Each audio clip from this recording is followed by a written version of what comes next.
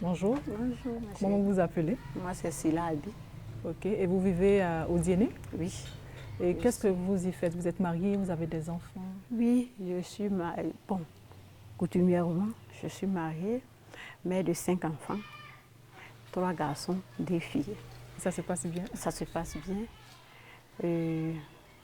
Je suis agent communautaire, je veux dire agent de terrain à Fondation Djigui.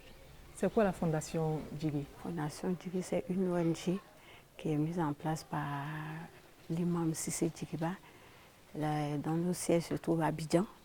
Et on a un démembrement au niveau de Odéné. Il lutte contre l'excision, les mutilations génitales et puis, comment on appelle, les violences basées sur le genre. Voilà. D'accord. Et vous êtes femme, vous êtes à Odéné et vous militez pour que ça s'arrête, l'excision. Oui. Et pourquoi? Mais je trouve que l'excision apporte que des malheurs à nos femmes.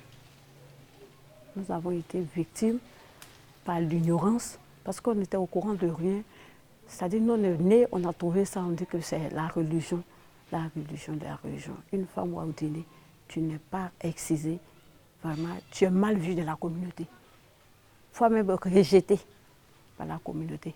Ils nous appellent, vous êtes des solimans, c'est leur appellation, je ne sais pas comment, ce que ça signifie, mais c'était comme ça qu'on nous appelait. On vous appelle comment? Des solimans. Solimans, quelqu'un qui n'est pas excisé. Voilà. Et vous avez été excisée? Oui, j'ai été excisée. À Odéné ici? Pas au dîner.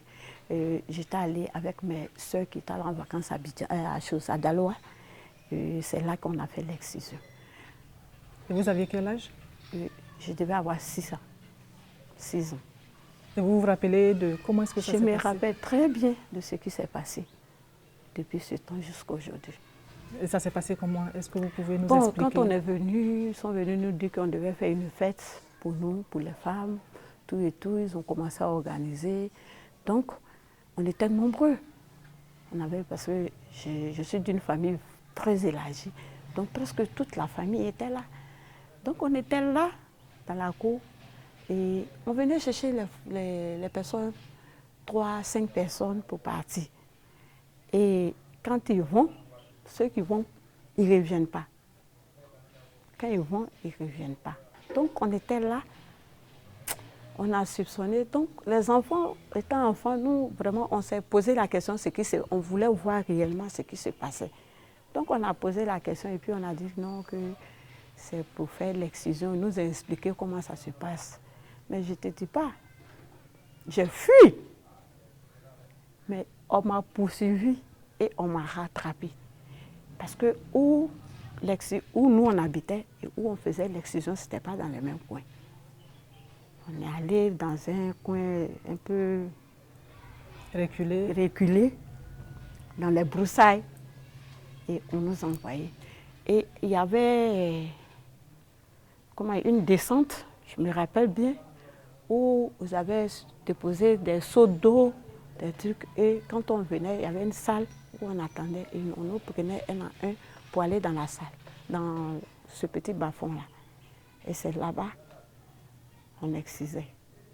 Et quand on va, il y a au moins 3 femmes. Il y a une qui est là, et puis il y a 2. C'est les 2 personnes là qui t'attrapent pour faire l'excision.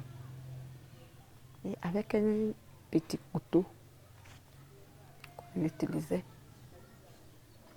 Donc c'était tour à tour. Quand elles finissent, tu vas beau pleurer, vraiment, tu es excisé. Il y a une qui t'attrape là et l'autre t'attrape tes pieds pour qu'on puisse t'exciser. Ça fait très mal. Et moi, malheureusement, je suis allée, je ne sais pas, parce que quand on allait, après, quand on finit, il y a des kodjo qu'on ne peut pas, qu'on vous place. C'est la forme de pagne. De pagne, des morceaux de pagne qu'on ne peut pas. On vous attache une corde au rein et puis on fait passer les morceaux de pagne là. Et après, on nous a ramenés dans la salle, mais où il y a la tente. Et puis ceux qui ont déjà été excisés, ce n'est pas dans la même salle, on nous envoie. Quand tu es 6, on t'envoie de l'autre côté. Les autres sont dans une autre salle. Et après moi, il y a 2 qui sont passés. Et puis après, ils ont vu que j'étais beaucoup mouillée. Le sang. Vous êtes en train de saigner? J'étais en train de saigner, j'avais beaucoup saigné. Parce que quand ils finissent, ils ont des poudres noires qu'on met sur la plaie. Je ne sais pas si c'était pour arrêter l'hémorragie ou bien quoi, je ne sais pas. Mais malheureusement, chez moi, peut-être ça n'a pas marché. Et j'ai beaucoup saigné, j'étais affaiblie. Donc quand cela est arrivé, ils ont signalé, ils sont venus me chercher, ils ont mis des... Ils sont allés couper des feuilles, ils n'ont pas mis au feu, qu'ils ont écrasé. Et puis on m'a fait boire la potion, et puis on m'a lavé avec la potion. Ils ont mis des médicaments sur moi. Et puis ils m'ont fait changer des trucs. Donc chaque fois, on me faisait changer. Mais j'étais affaiblie. Vraiment, donc on m'a donné ces médicaments-là. Bon, et puis après ça s'est arrêté. Le lendemain, ils ont vu que bon, ça allait. Donc, on me faisait manger de la viande. Je ne sais pas si c'était pour récupérer le sang perdu ou quoi. C'était à 6 ans? 6 ans. Et vous vous en souvenez comme si c'était hier? Comme si c'était hier. Est-ce que c'est ce qui vous a poussé à vous engager dans la lutte contre les mutilations génitales? Bon, je ne peux pas dire que c'est ce qui m'a d'abord motivée parce qu'au départ, c'est arrivé, je me disais que bon, en tant qu'enfant, c'était normal. Je ne trouvais pas ça mauvais. Donc, et on a eu du temps, les temps sont passés et tout. Et quand j'ai eu ma première grossesse, ça c'était en, comment on appelle ça, en 89. Quand j'ai eu ma première grossesse, j'ai eu tous les problèmes au moment de l'accouchement. J'ai eu tous les problèmes. On me disait que pour accoucher, j'avais des difficultés. Il fallait que le passage de l'enfant, il fallait qu'on augmente le passage de l'enfant pour que l'enfant fait une épisiotomie. Voilà. Donc, j'ai subi ça. Et les gens commençaient à parler de l'excision, c'était pas bon. Les dangers, tout ce qui peut survenir après l'excision. Donc, quand j'ai commencé à... J'ai dit, mais tiens, c'est que c'est ce problème-là que j'ai. Mais malheureusement pour moi, ma première fille a subi le même problème que moi. Votre première fille a été excisée? Et ma première fille a été excisée. Avec votre consentement? Pas avec mon consentement, parce qu'elle est allée en vacances et puis on devait chez ma grande sœur. Et elle était aussi excisée? La grande sœur aussi a été excisée? Oui, elle était excisée. Donc je veux dire que c'est avec les ONG qu'on a appris que vraiment l'excision n'était pas bonne. Donc du coup, j'ai eu l'envie de m'impliquer dans les affaires des ONG. Je me suis dit, c'est vrai, je ne suis pas allée loin à l'école, mais je sais lire, je sais écrire, je vais essayer. Et c'est comme ça. Dans le temps, on avait une ONG ici qu'on appelait Horizon Vers Santé, qui avait pour directeur M. Konaté Mamadou, père à son âme, il est décédé. Quand j'ai appris qu'il avait une ONG, le connaissant, parce que c'était un ami de mon grand frère, je suis venue vers lui pour lui dire que vraiment je voulais faire l'humanitaire comme lui.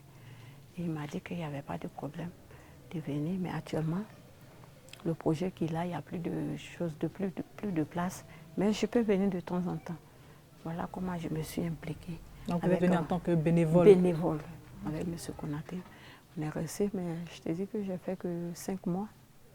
Et puis là, il y a eu le projet des OEV avec le PEFA, en collaboration avec CV Tudrin.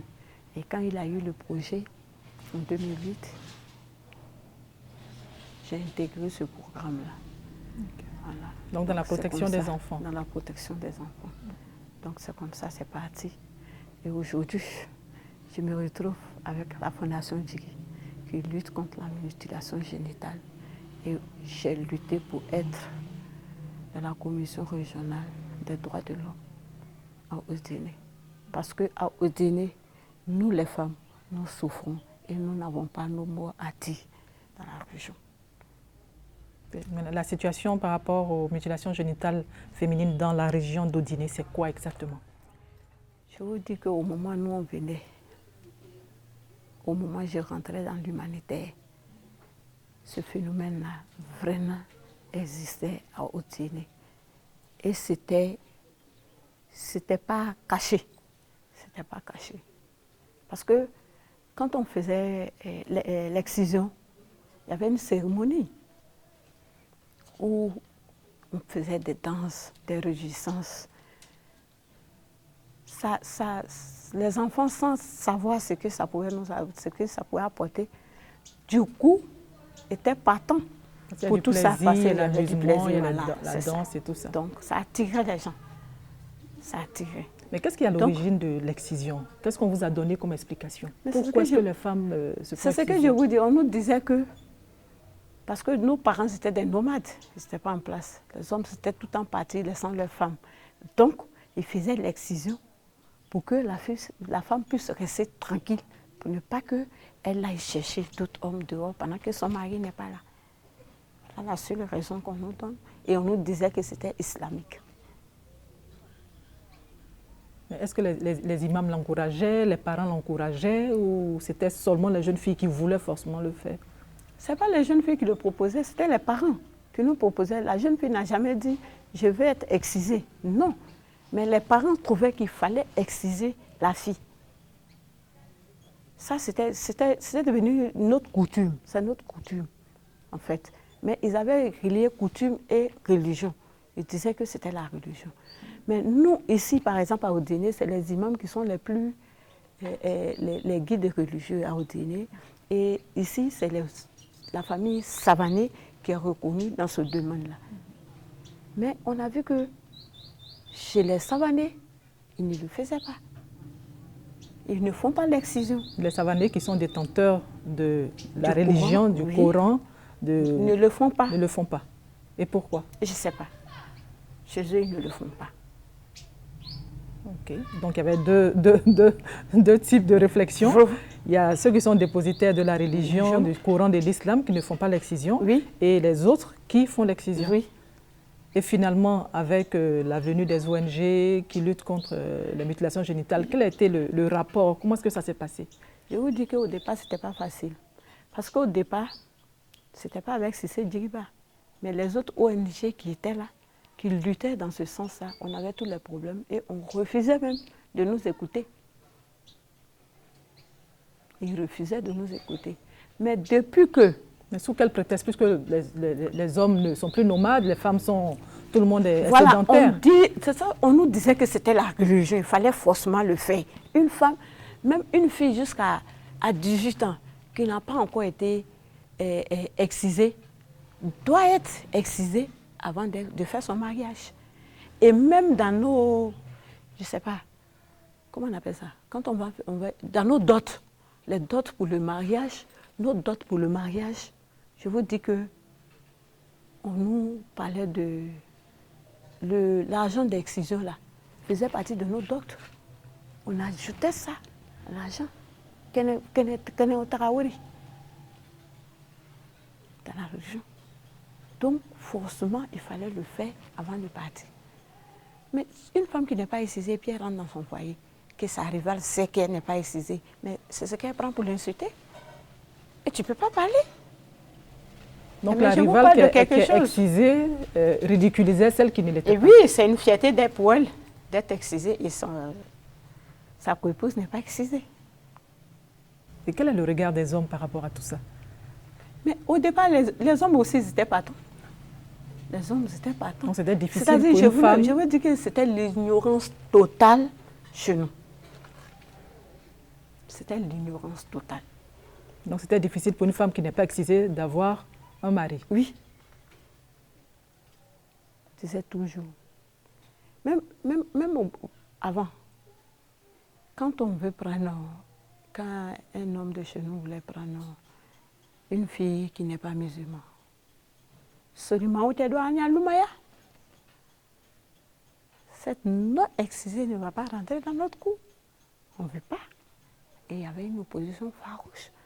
Même si elle décide de prier, ils vont dire de l'exciser d'abord avant de le faire. C'était terrible. Seuls les crânes brûlés arrivaient à prendre la femme de leur choix. Donc, votre rencontre avec l'association des Cissé Djidiba va vous pousser à vous impliquer. Sur le terrain, qu'est-ce qui se passe exactement? Bon, sur le terrain, nous faisons la sensibilisation. Nous faisons la sensibilisation de proximité, la sensibilisation de masse, pour que nos camarades puissent comprendre. Et même quand on va dans nos... Ici, nous avons des associations féminines où on fait les réunions semestrielles ou bien hebdomadaires pour nos activités. Donc, quand on est dans ces associations, on profite de l'occasion pour leur parler de l'excision et puis un peu des droits de la femme. Vous leur dites quoi exactement? On leur parle par exemple, surtout des dangers. Parce que ici, pour faire comprendre à quelqu'un que ça là est mauvais, il faut lui montrer ce que ça peut lui apporter. Donc, on lui parle des dangers. On leur parle des dangers de l'excision.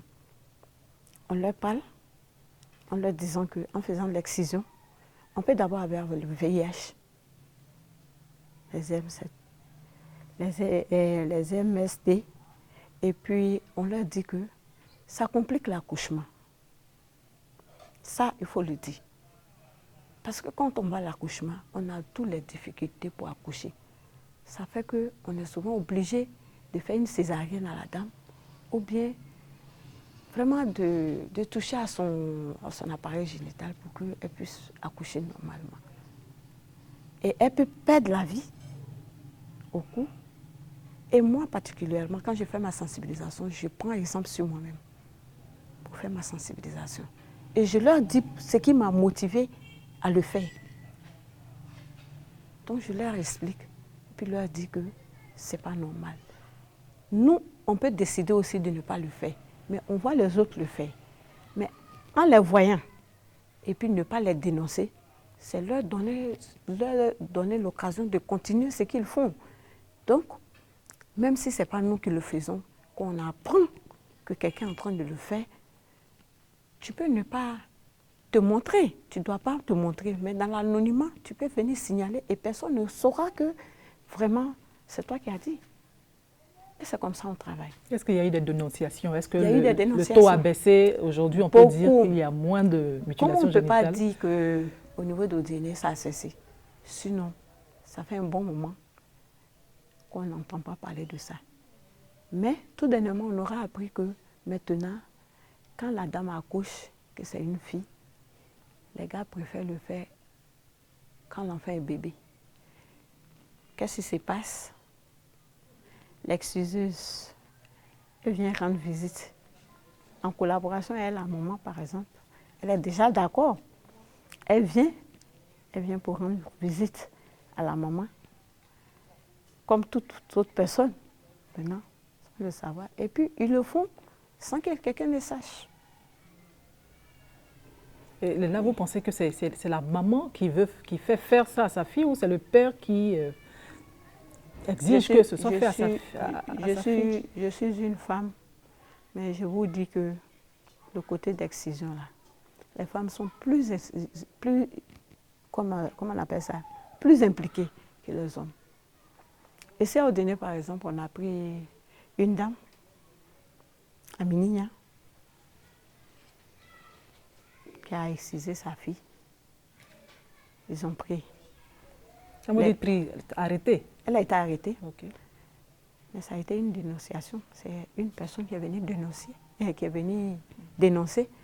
Et les gens se sont rendus sur les lieux. Effectivement, ils ont constaté.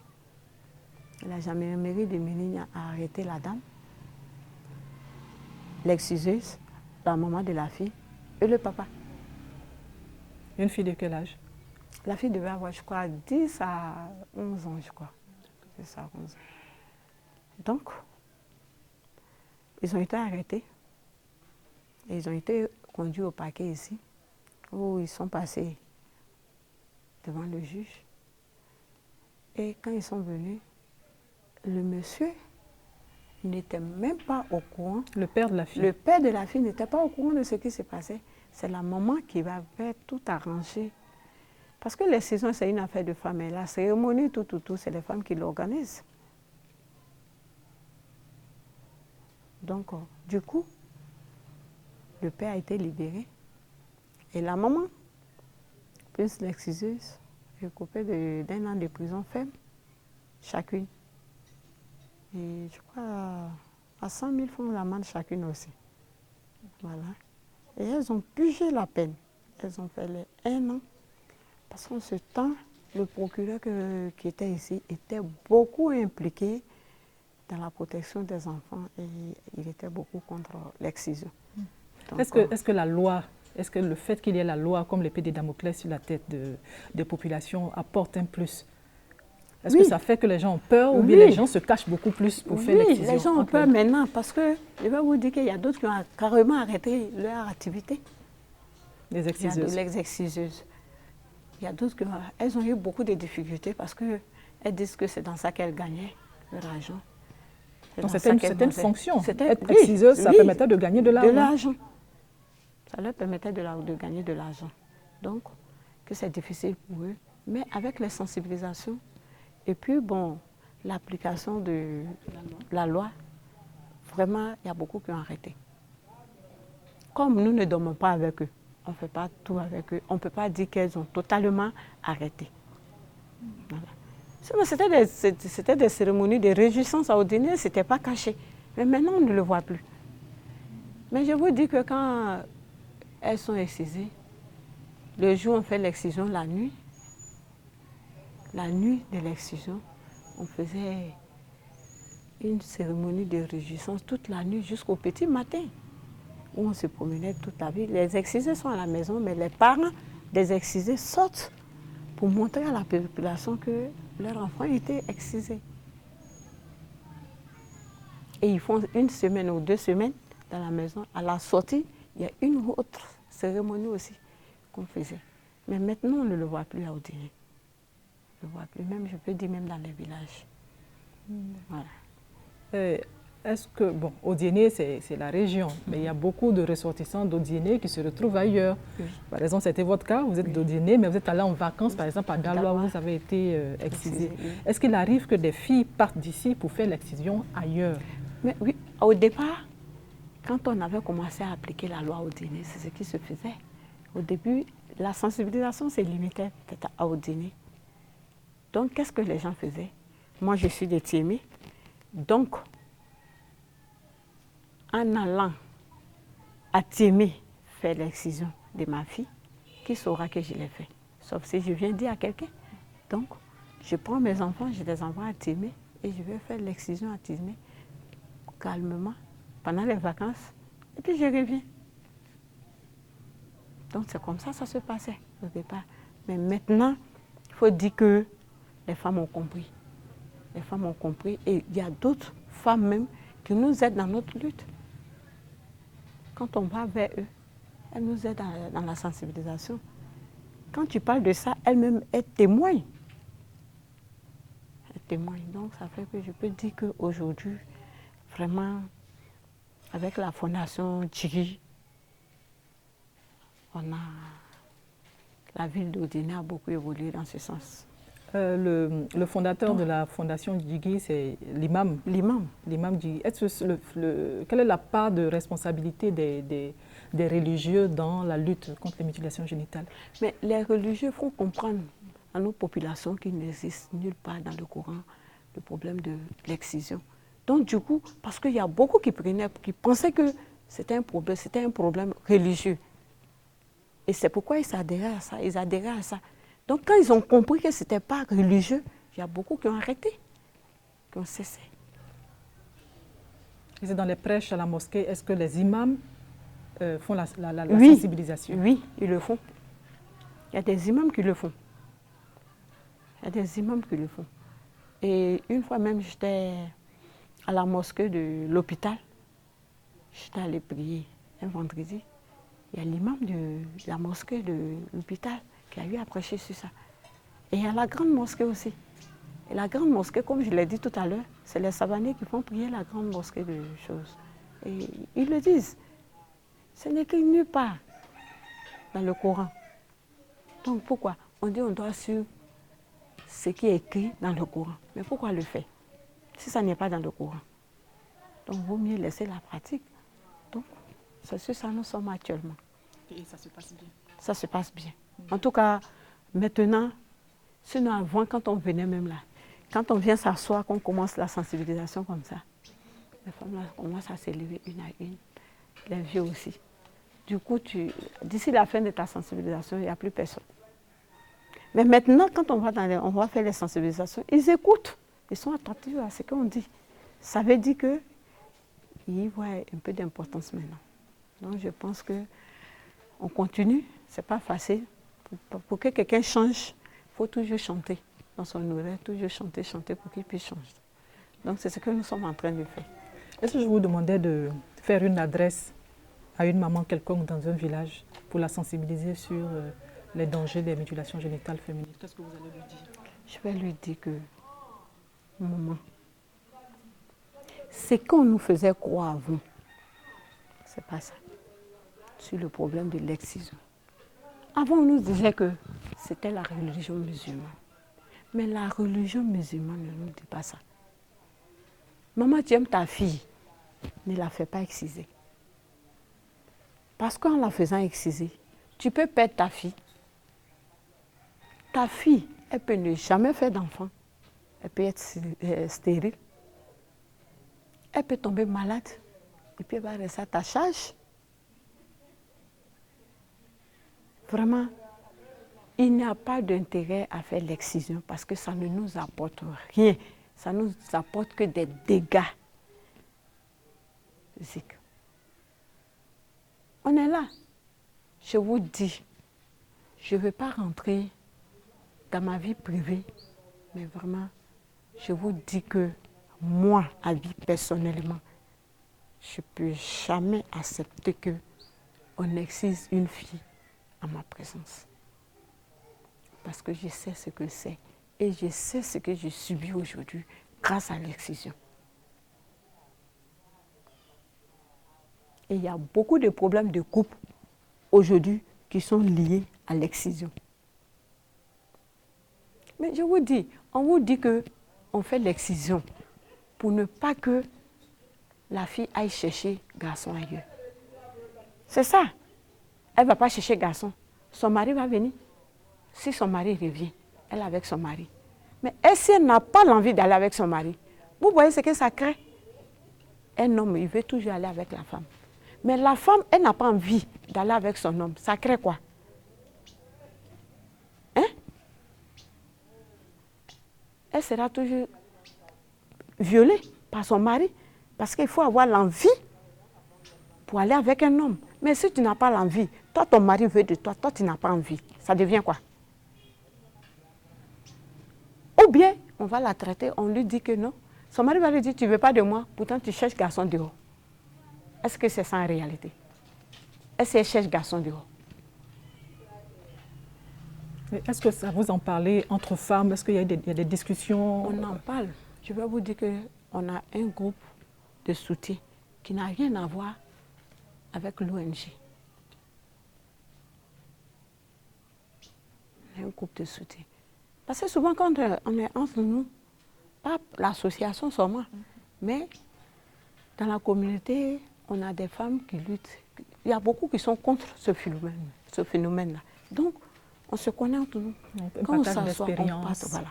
C'est pour votre vécu, votre quotidien. Voilà. Le partage d'expérience sur le mariage forcé, le mariage précoce, l'excision, tout. On parle de tout. Et puis de nos droits, nos comportements vis-à-vis de nos maris. On en parle.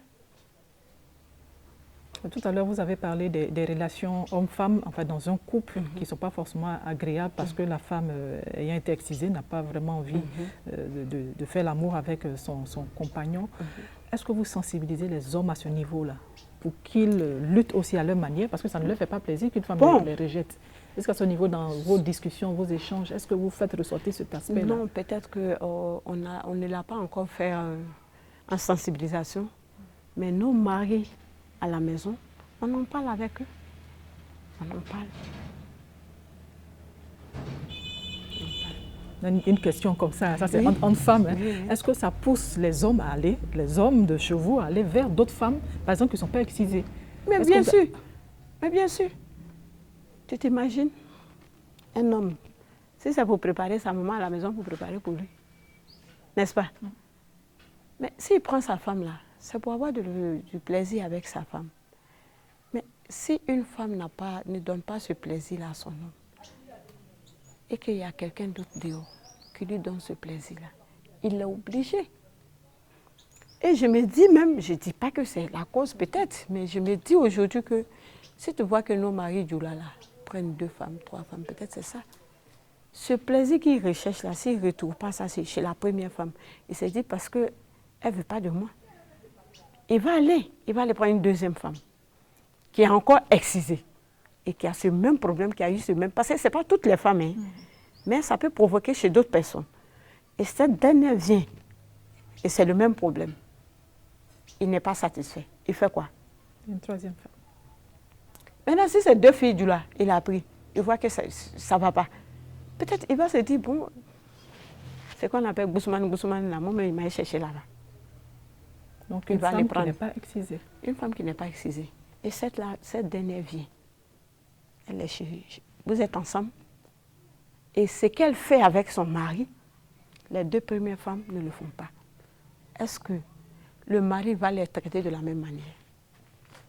Non. Du coup, il a plus d'amour pour cette 3e femme qui fait tout pour lui. Les autres sont délaissés. Voilà une jalousie qui vient et qui va entraîner d'autres problèmes dans le couple. C'est pourquoi je dis que moi, Abi, je ne peux pas accepter qu'on excise encore ma fille ou bien un de mes parents. Ce n'est pas possible. Ce n'est pas possible.